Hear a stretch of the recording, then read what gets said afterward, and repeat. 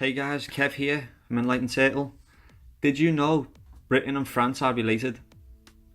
Nope, neither did I. Let's look into it. Parts of Britain are a lot more like France than ever before realised. In fact, Cornwall and South Devon on the British mainland are basically part of France, at least geologically speaking anyway. New research finds that these areas all derive from an ancient bit of continental crust called Amauricia. Previously, the British mainland was thought to have been formed from only a piece of crust called Avalonia and the segment of the precursor to the North American Laurentia.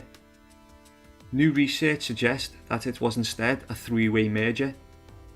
Understanding this process requires going back 400 million years, well before the formation of the famous supercontinent Pangaea, which was formed around 300 million years ago. It was the early Paleozoic, and most of the crust above sea level on the Earth was divided into several continents, the largest being Gondwana, which contained the continental crust that would become the continents of the modern southern hemisphere. The others were Avalonia, the precursor to Canada and much of Europe, Laurentia, the precursor to North America, and Barentsia and Baltisa, which was Siberia and northern southern China. Around 400 million years ago, Avalonia scrunched into a piece of Laurentia.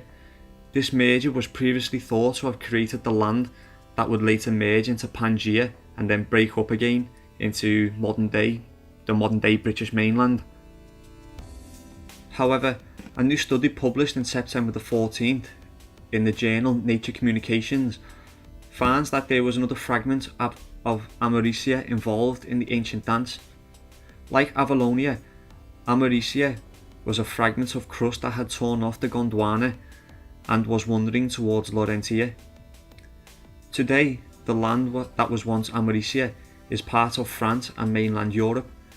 It has always been presumed that the border of Avalonia and Amauricia was beneath what would seem to be the perfect natural boundary line of the English Channel.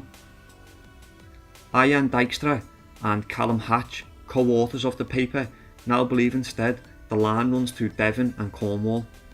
The researchers discovered this geological boundary by studying ancient magmas and potassic lavas from 22 different sites in southwest Britain.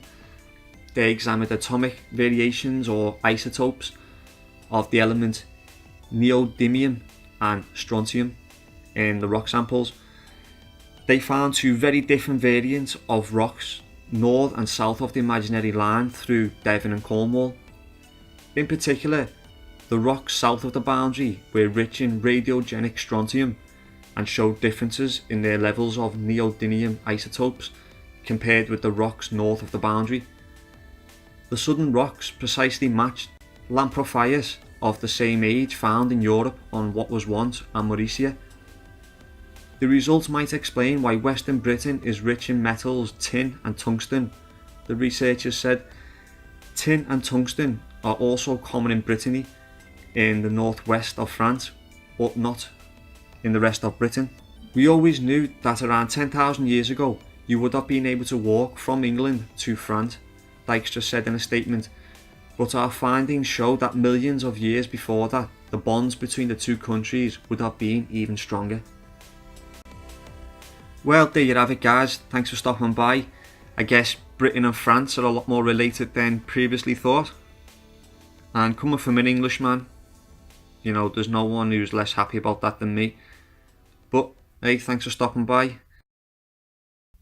Peace.